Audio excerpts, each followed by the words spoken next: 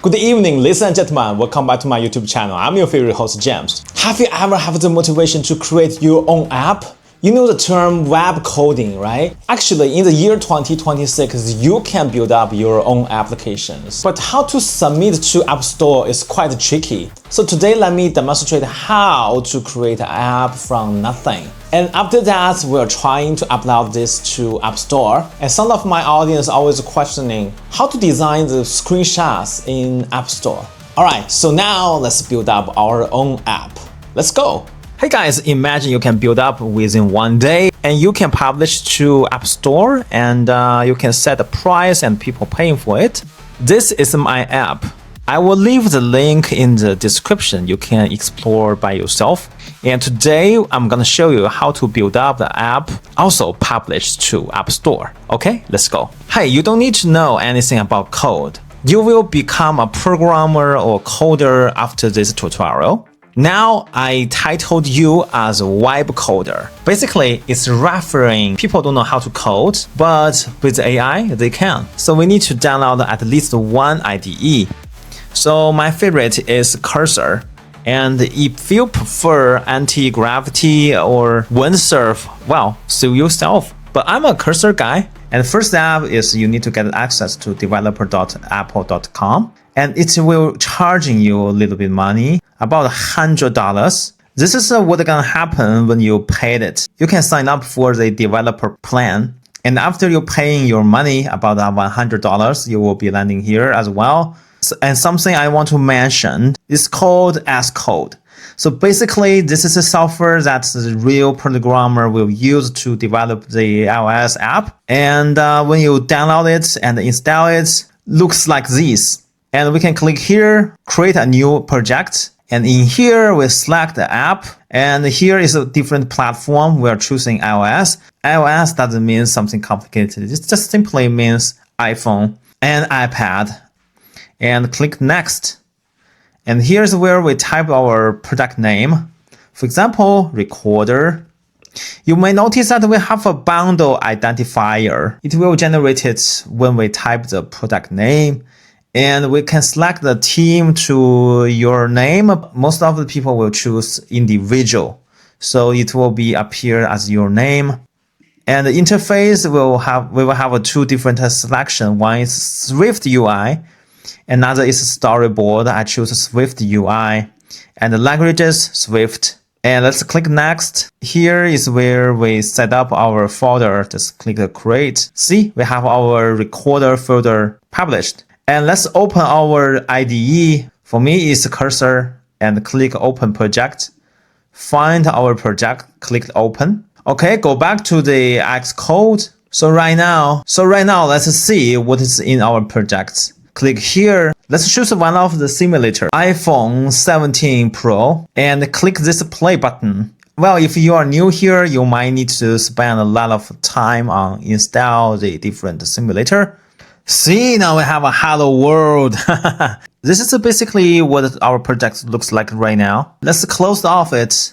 And let's open our cursor. Now let's type what we want. So my prompt is like make a recorder app, iOS app, and record sounds. FYI, now we are selecting agent. We can also select plan. So if you choose a plan, cursor will make different plans for different targets. And if we want to fix bugs, we can choose here debug. If you don't want to touch any code, you can click ask. And here is where we choose different models. Models is quite essential, right? So you can click here, add the models. So here you can find all the models that we have. Now AI is helping us to code. You don't need to know anything. You just wait for the result. Okay, now it's done. Let's click keep all. And going back our Xcode and click here to test. FYI, you can also test on your real device. It's even better. So if you found any bugs, for example, like this one, you can directly copy and going back to cursor, tells AI what happened, and then let AI fix it. See, this is a recorder. When we click here first time, we have this pop-up to ask permission. Let's click allow. And see, it's working. Oh my God. So the next step is to make it even better so you can add more functionalities. See, it's already have like delete and rename functionality. So let's just make it even better. After tweaks and tweaks and tweaks, finally, I think this version is perfect. Okay, how's that looks? Alright, so when we click here, let's click allowed.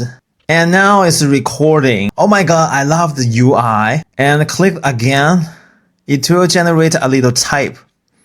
So you click here, you have a drawer. That is so dope, right? So how can we publish to App Store? Click here, archive, and click here, distribute app. And after you click this button, you will need to select one of the purpose. I select App Store. And just preparing to send this build to App Store. You might receive an email telling you that the build is already being submitted. That might take like 10 minutes. And when it's done, you can find on our App Store websites here, the builds, you can find it here.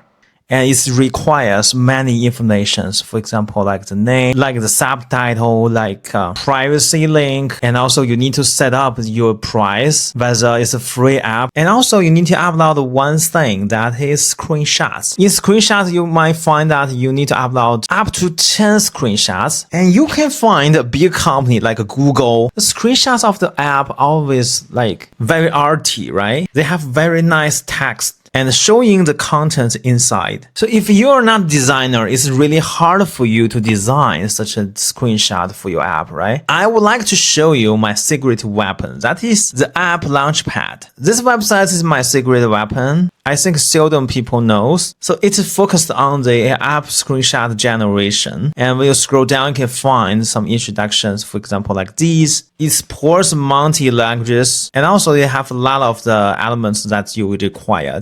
This is very nice. You have up to 200 plus pre-built templates that you can use, and they are very eye-catching, I say. So you don't need to worry about the designs. We have already like a lot of presets, and you can modify it, customize text, make it suitable for your app. Let me show you how. Just click here, log in.